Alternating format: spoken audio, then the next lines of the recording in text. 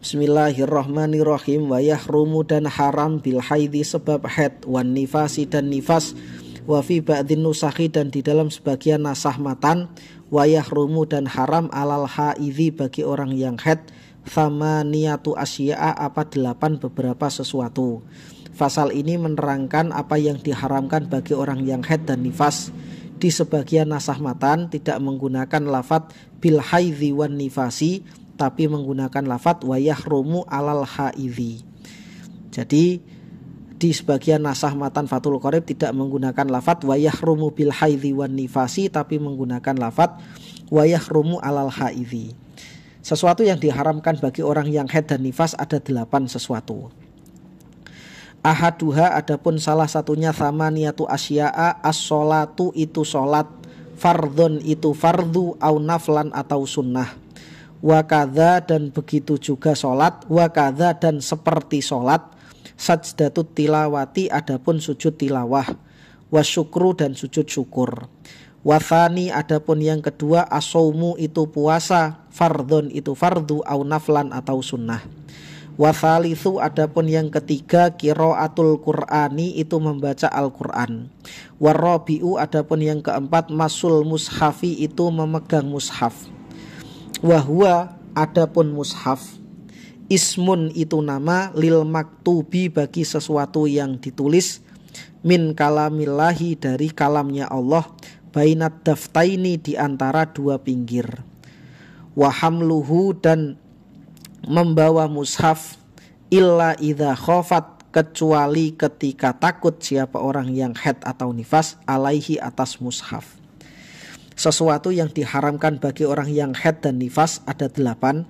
Yang pertama adalah sholat, baik sholat fardu atau sholat sunnah. Yang kedua adalah sujud tilawah, dan sebagaimana sholat itu adalah sujud tilawah dan sujud syukur. Jadi sujud syukur dan sujud tilawah itu sama hukumnya seperti sholat.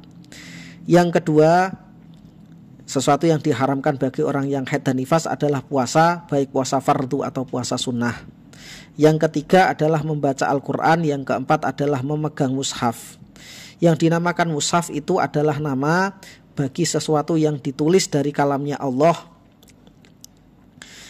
Adapun begitu juga diharamkan memegang mushaf, membawa mushaf. Jadi memegang mushaf dan membawa mushaf itu diharamkan bagi orang yang haid dan nifas.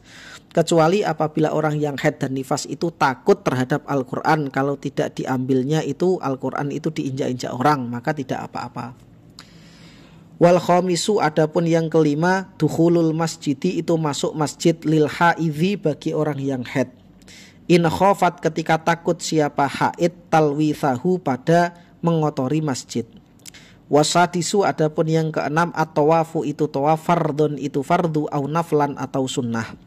Wasabiu adapun yang ketujuh al-wat'u itu bersenggama.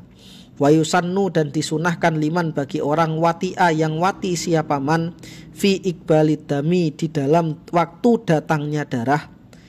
At-tasadduqu apa bersedekah bidinarin dengan 1 dinar. Waliman dan barang siapa wati'a wati siapa man fi idbarihi di dalam berkurangnya darah. At-tasadduqu apa bersedekah binisfi dinarin dengan 1/2 dinar. Wa thaminu adapun yang ke-8 al-istimta'u itu bersenang-senang bima dengan sesuatu bainas surrati antara pusar warukbati dan lutut minal mar'ati dari perempuan. Fala yahrumu maka tidak haram apa al-istimta'u bersenang-senang bihima dengan surroh dan rukbah, wala bima dan dengan sesuatu fauqohuma di atas surroh dan rukbah alal mukhtari menurut pendapat yang utama fi syarhil muhadzabi di dalam syarah muhadzab. Adapun sesuatu yang diharamkan bagi orang yang haid dan nifas, yang kelima adalah masuk masjid ketika orang tersebut takut untuk mengotori masjid. Yang keenam adalah tawaf, baik tawaf fardu atau tawaf sunnah. Jadi tawaf ada 2, tawaf fardu dan tawaf sunnah. Tawaf sunnah itu seperti tawaf kudum. Tawaf fardu itu adalah tawaf ifadhah, tawaf yang di dalam haji atau umroh. Tawaf yang termasuk rukunnya haji dan umroh itu fardu. Adapun tawaf selain itu dinamakan tawaf sunnah. Yang ketujuh adalah berhubungan badan. Maka barang siapa yang berhubungan badan di waktu datangnya darah, dia disunahkan untuk bersedekah 1 dinar. Dan ketika berkurangnya darah berhubungan badan, disunahkan untuk sedekah 1/2 dinar. Yang kedelapan adalah bersenang-senang di antara pusar dan lutut bagi perempuan. Maka tidak diharamkan bersenang-senang dengan pusar dan lutut atau dengan sesuatu yang ada di atas pusar dan lutut menurut pendapat yang mukhtar, menurut pendapat yang diunggulkan, menurut pendapat yang kuat di dalam kitab Syarah Muhadzab. Syarah Muhadzab adalah namanya kitab Majmu'. Kitab Majmu' ini dikarang oleh 2 orang, Tajuddin As-Subki dan Imam An-Nawawi.